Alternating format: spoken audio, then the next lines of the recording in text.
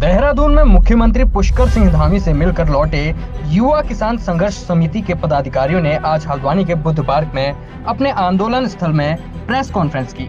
इस दौरान उन्होंने कहा कि मुख्यमंत्री पुष्कर सिंह धामी से 4 बिंदुओं पर वार्ता हुई है और मुख्यमंत्री ने स्पष्ट किया है कि हल्द्वानी और रामनगर तहसील में पूर्व की भांति व्यवस्था जारी रहेगी और एक कमेटी बनाकर अगले 6 महीने के भीतर रेरा के नियमों में किस तरह शिथिलीकरण किया जाए उस पर निर्णय लिया जाएगा। इसके अलावा जमीनों की खरीद और बिक्री पूर्व की भांति जारी रहेगी। वहीं किसान संघर्ष समिति के संयोजक ललित जोशी ने कहा कि हमने सरकार को 5 अक्टूबर तक का समय देते हुए अपना धरना स्थगित किया है। उन्होंने मुख्यमंत्री पुष्कर सिंह धामी और कालाढूंगी विधायक बंशीधर भगत का धन्यवाद अदा किया कि उन्होंने एक सेतु की तरह काम करते हुए किसानों की समस्याओं को सुना और उसका समाधान भी किया।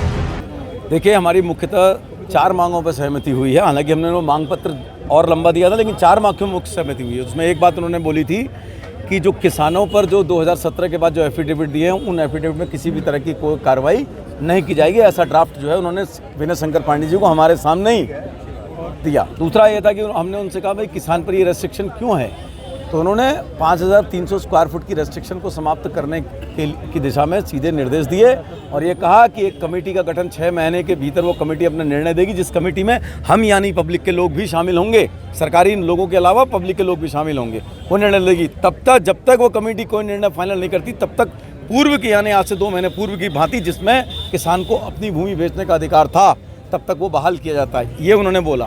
तीसरी बात जो उन्होंने बोली है, उन्होंने कहा ट्विन सिटी के बारे में स्पष्ट है, अगर वहाँ के लोग ट्विन सिटी नहीं चाहते हैं तो हम ट्विन सिटी को कैंसिल कर रहे हैं। एक बात।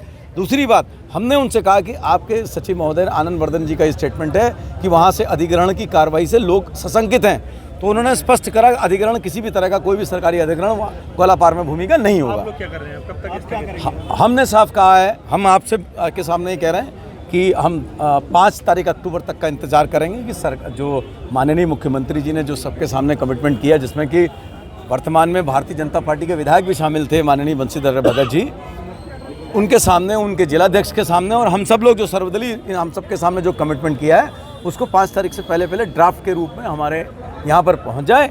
अगर वो पहुँच जाता है तो ठीक है, फिलहाल 5 तारीख के लिए हम ये धरना स्थगित कर रहे हैं, ख़त्म नहीं। ठीक है।